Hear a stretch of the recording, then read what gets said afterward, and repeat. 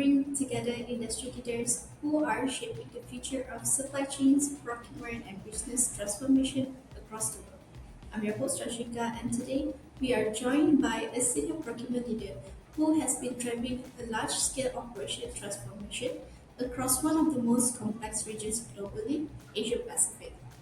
So today we are pleased to welcome Christian Lumban Tobing, Head of Procurement Operations Asia Pacific at Philips. Christian, thank you so much for joining us today. It's good to have you on the podcast. Could you please start by introducing yourself a little bit?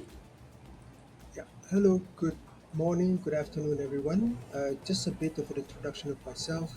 My name is Christian Lumban Tobing, and currently I'm the head of procurement operations for Philips in Asia Pacific. And the geographies that I'm covering at this moment is Greater China, India subcontinent, ASEAN Pacific, including South Korea, Australia, and New Zealand, and Japan as well. Good to be in this event, and also thank you for Rashika, who already given me this opportunity to introduce myself. I have around close to 20 years of experience now in procurement, starting from sourcing and now moving up to as a head of procurement operations, where I not only doing sourcing, but I also responsible for the whole end-to-end cycle of procurement, starting from sourcing, supply lifecycle management, contracting, PR to PO, and also payment operations. Perfect. Thank you so much, Christian, for the introduction. So now let's jump into the discussion. So, Christian, you are currently leading a major source to payment transformation across Asia Pacific.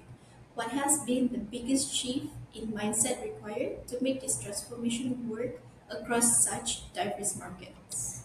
Okay, I think if we acknowledge Asia Pacific, right, it's a very diverse region. You have very, uh, let's say, big geographies, just like India and also China.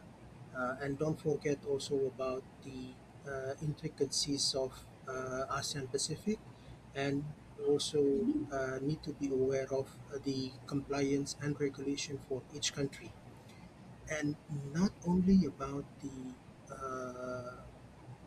governance and also the law in each country where you operate. You also need to understand how the stakeholders' behavior is. For example, India is very competitive environment where it's driven by cost, so it's a bit price sensitive for India. In Japan, it's more top-down hierarchical, but they value relationship so much.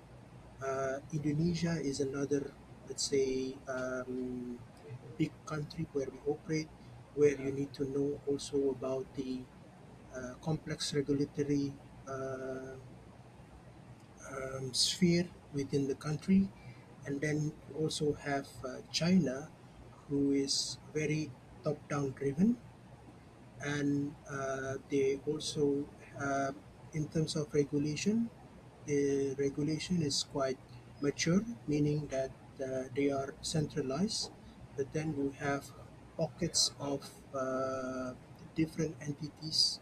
For example, like in let's say in our organization, we have a mixture of a huge commercial entity, different factory and sites producing different products for the company. So uh, to be successful, you need to first understand the landscape of the area or geographies where you're operating, understand the law and compliance setting for each of these markets or countries, and also understand the behavior of your stakeholders and the culture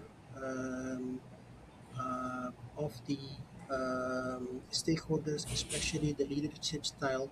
So when you're pitching change management program like this, could find the right tone, the right method to get the buy-in from the local stakeholders, not only from the leadership team, but the most important is also from your users who actually going to use the tool or platform. I agree that we need to understand what the local markets are all about. So it's very important in that aspect. Thank you, Christian, for that. So moving on to the second question. So Asia Pacific includes very difficult regulatory, cultural, and operational environments. From your experience, Christian, what has been the most challenging part of translating global procurement strategy into local execution? Okay, that's a very good question because need to strike a balance between, let's say, both sides, right? My guiding principle when you're having this type of transformation across regions is first you need to put forward the global design, meaning that let's say using the 80/20 principles, right? 80% of all the process and activities that we do, we need to inherit or we need to strive for compliance or alignment with the global processes. That will make our life easier because we cannot tailor or it's very difficult to tailor a system only for a specific country or region. Now, with that 80% we are following the global process, we left 20% for the local nuances. For example, in India, they have a very complicated tax system. So only in India we modify, let's say, our platform to ensure that we can also taking into account the complexity of the tax arrangement for India.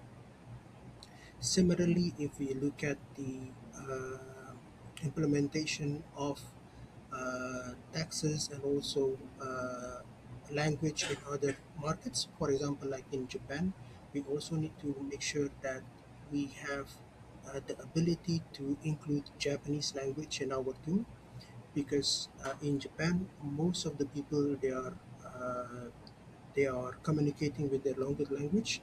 So it's also important to have that capability in your tool. So in summary, you need to balance between global and localization, but for other than local law and regulation, everything needs to be globalized. While for compliance purpose, you need to reserve that 20% to actually have the tool modified to the local standards. All right. Thank you, Christian. So, moving on, supplier partnerships play a critical role in procurement success. So, Christian, in your view, what separates a transactional supplier relationship from a truly strategic one? So I think it's not about having everything at the strategic level. Uh, there is where some activity can be grouped and also can be run at the regional level or even at global level. But there are some activities that are very niche or specific that could only be run by suppliers that in the local level. But as a procurement leader and also a procurement professional, you need to look at it holistically. Meaning, let's say, for example, like logistics spend. Now you have carriers, you have logistic providers who can actually give you that regional strength. So probably you need to also look inside and see what is the scale of your company. If the scale of your company exists also at the regional level, it's best to partner with somebody who is also big and a major player in your or regional in, let's say, in your region that suits the location of your where your activity sits. But if it's related to a very niche capability that can only provided in the local market, that's also where you need to go. So it's not like one size fits all, but make sure that you have the balance based on your strength, based on your geography location, and then also based on where the actually the money spent. And because of this volatile condition, right? In my perspective, if you want to go at the regional level, it's best not only to partner with one supplier, but make sure that you have two or three suppliers who could actually get the job done. Because in this type of environment, with mergers and acquisition is happening, with a lot of volatile condition in terms of, let's say, your partner financial performance, um, is it's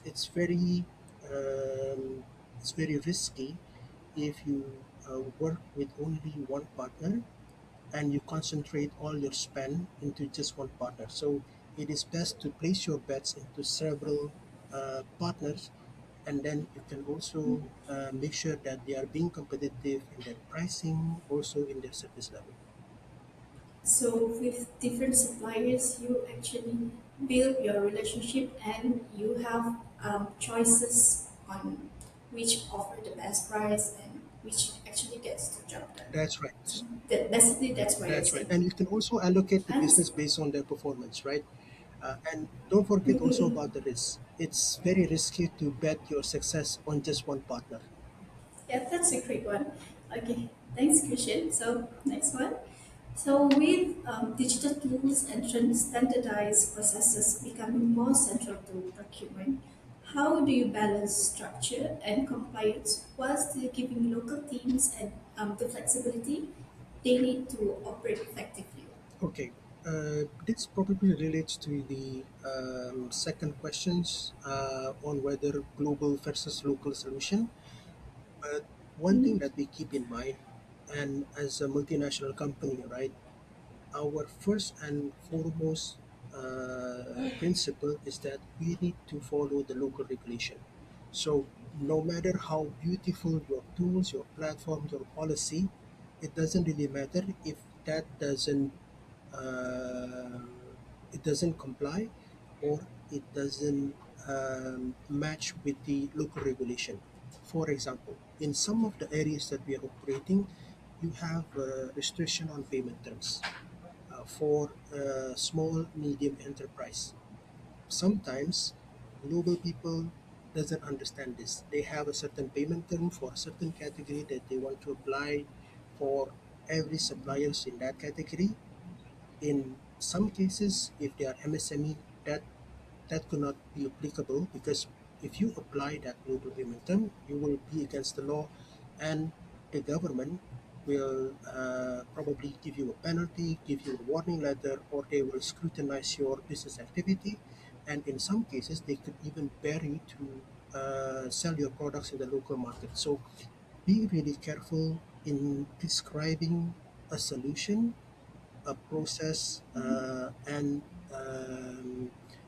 the platform that you're going to use, if you want to have it deploy in few markets or a big region, because you need to understand what are the compliance and rules of the game for each of those countries, and make sure that the system is tailored to that regulation. the like what I mentioned earlier, the other 80% could follow the global requirement, but for compliance, I don't think that there is no room for compromise. You need to follow what is there based on the country regulation. So they are very, I would say they're more on the stricter part, a stricter side that you need to Yeah, and compromise. also looking at, let's say, my background, right? Because in Philips we are into very much into the healthcare sector or business, where it's highly regulated. So for us, there is no compromise in compliance. So everything we need to follow the local law. So that's what make your brand stands out from the others. That's Yeah, right. that's I think one of the, let's say, the perception that why the customer chooses as, let's say, the partners of choice. Okay, that's a good one, Christian. Okay, Christian, last one. Looking ahead, what skills or leadership qualities do you believe procurement professionals in Asia Pacific must develop to remain relevant and create long-term value? Okay, I think one of the leadership qualities that somebody needs to have in this complex region, right?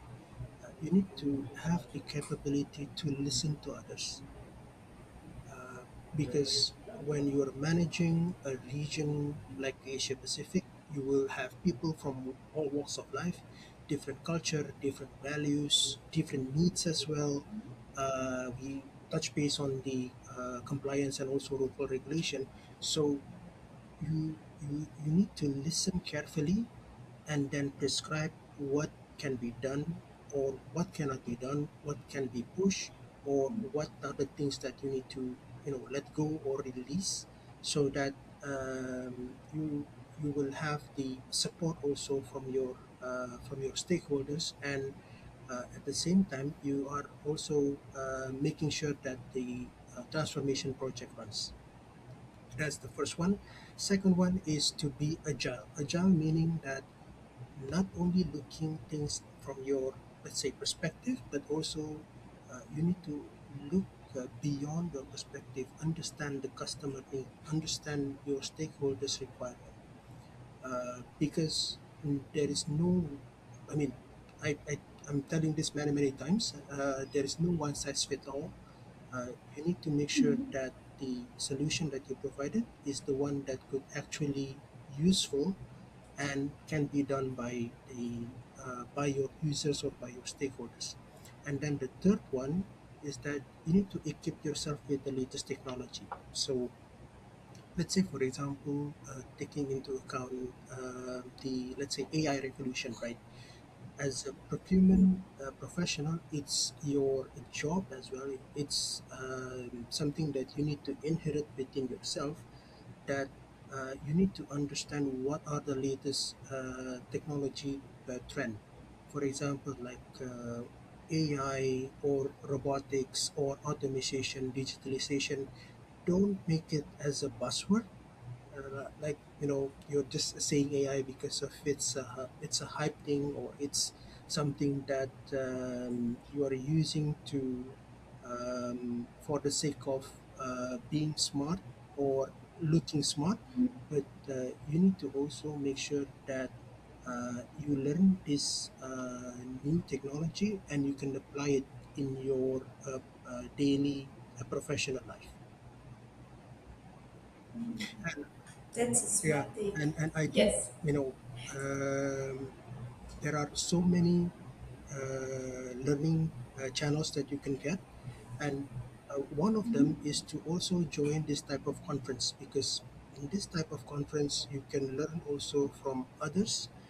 You can see and you can also compare what others have done with the current condition in your organization, and then you can also meet with people who already have experience doing something different for their organization.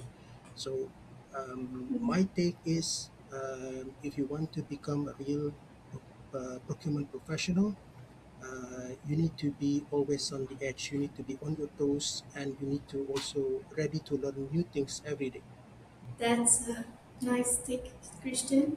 And yeah, I do agree that by joining this kind of conference, absolutely you will learn a thing or two, but most important thing is you will get to network with your peers in the industry. So yeah, you can learn more than what you know right now. Exactly, and even for me, right? I'm already in this, let's say, line of work for almost 20 years. I'm still learning from the peers, other leaders, or even those ones that I've met in this type of conferences. I mean, it's just a fountain of knowledge, and I think for somebody who wants to expand and excel in their career, attending this type of event, it's going to really help them personally and also their organization. And so yeah, I agree 100% with you. Christian, thank you so much for sharing your experience and perspectives with us today. It's been a great conversation and we truly appreciate your Yeah, time. and I'm looking forward to be Thanks. in the event on the 8th of April. So see you in Jakarta, Indonesia. Yes. So our listeners, we're excited to You guys have known that Christian will be speaking at the Supply Chain and Logistics Summit Indonesia 2026 in Jakarta this 8 April 2026. So, Christian also will be joining a panel discussion entitled Future Proofing Indonesia's Supply Chain Leadership Strategies for Resilient Growth and ESG. So, if you have any questions or if you want to know more what Christian did and what the other speakers have done, so make sure to join in the conference. All right, Christian, thank you so much once again, and to everyone tuning in, we'll see you in the next episode. See you in the Bye. Thank you so conference. much, Bye bye. Christian. See you at the conference.